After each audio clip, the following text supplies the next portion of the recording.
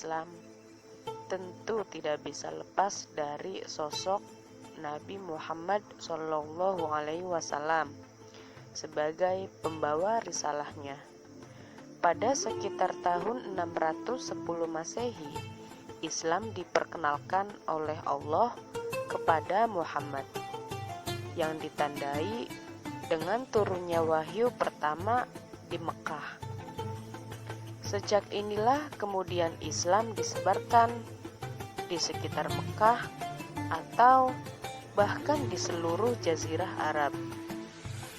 Sebagai pembawa risalah yang dipilih oleh Allah, Nabi Muhammad SAW senantiasa selalu berdakwah, meskipun banyak rintangan yang harus beliau lewati. Dalam jangka waktu kurang lebih 22 tahun, beliau berjuang dengan sepenuh hati melakukan transformasi budaya dari alam jahili ke alam Islam yang mempunyai tauhid, kemerdekaan, persaudaraan, ukhuwah, persatuan, dan keadilan. Perjalanan Nabi Muhammad dalam berdakwah semenjak diutus sebagai Rasulullah dapat diklasifikasikan menjadi dua periode. Yang pertama, periode Mekah. Pada masa ini, beliau melakukan transformasi melalui dakwah secara sembunyi-sembunyi dan melakukan dakwah secara terang-terangan. Yang kedua, periode Madinah. Masa ini diawali dengan Nabi Muhammad berhijrah ke Madinah beserta para kaum muhajirin, yang selanjutnya beliau mulai menata masyarakat sesuai dengan nilai-nilai keislaman. Masyarakat Arab sebelum Islam datang dikenal dengan masyarakat jahiliyah. Mereka hidup dalam bentuk masyarakat yang terkotak-kotak, yang dibangun dengan sistem kabilah-kabilah bersuku-suku, yang mana antara kelompok yang satu dengan lainnya sering kali terjadi pertumbuhan darah. Bahkan mereka sudah terbiasa melakukan kekerasan dan pembunuhan antara satu kelompok dengan kelompok lainnya. Kompleksitas masalah yang terjadi pada masyarakat Arab jahiliyah inilah yang membuat Nabi Muhammad termotivasi untuk mencari jalan keluar dengan cara mengasingkan diri berkhulwat di Gua Hiro. Di sana Nabi Muhammad berhari-hari, berbulan-bulan untuk melakukan renungan dan bertafakur.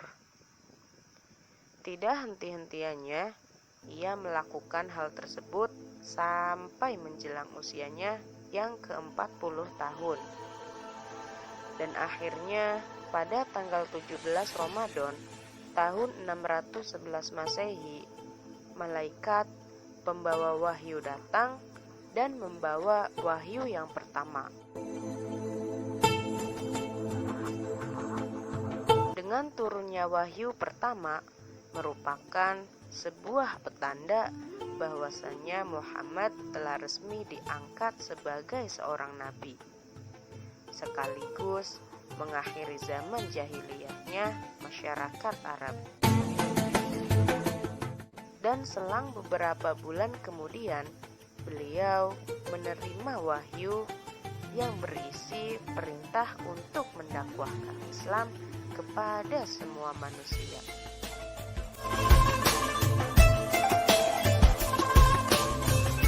Dengan diturunkannya wahyu kedua, memberikan sebuah pengertian bahwa sejak itulah Nabi Muhammad telah resmi diangkat menjadi Rasulullah dengan mengemban tugas untuk memberi peringatan bagi seluruh manusia.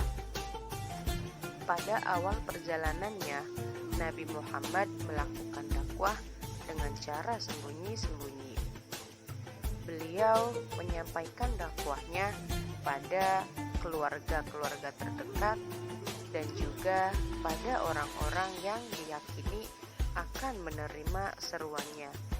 Adapun orang pertama yang masuk Islam adalah Khadijah, yang tidak lain adalah istri Rasulullah.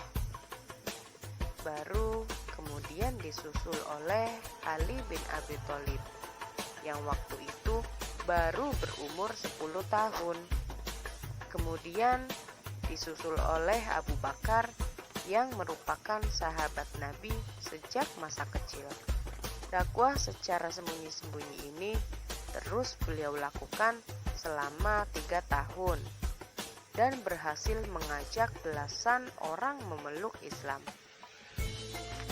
Setelah beberapa tahun Rasulullah hanya berdakwah secara sembunyi-sembunyi, maka datanglah seruan untuk berdakwah secara terang-terangan dan tidak mempedulikan sikap orang-orang yang menentangnya, sebagaimana terkandung dalam firman Allah.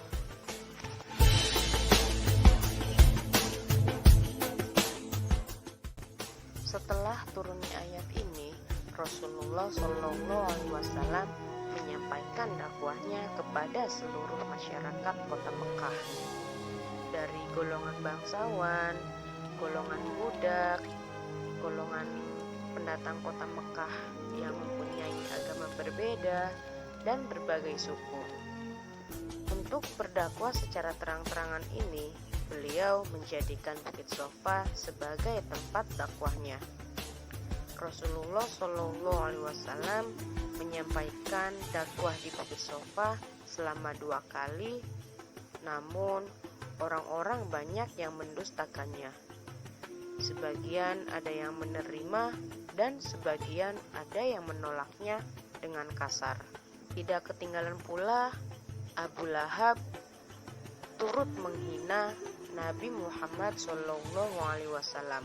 Setelah itu, sikap kaum Quraisy memusuhi Rasulullah secara terang-terangan. Mereka mengobarkan api permusuhan dan mereka sepakat untuk menentang Rasulullah dan menyakiti para pengikutnya agar mereka kembali ke dalam agama lamanya, yaitu penyembah Lata dan Uzza. Sekitar pada tahun 622 Masehi, Nabi Muhammad beserta pengikutnya berhijrah ke Madinah.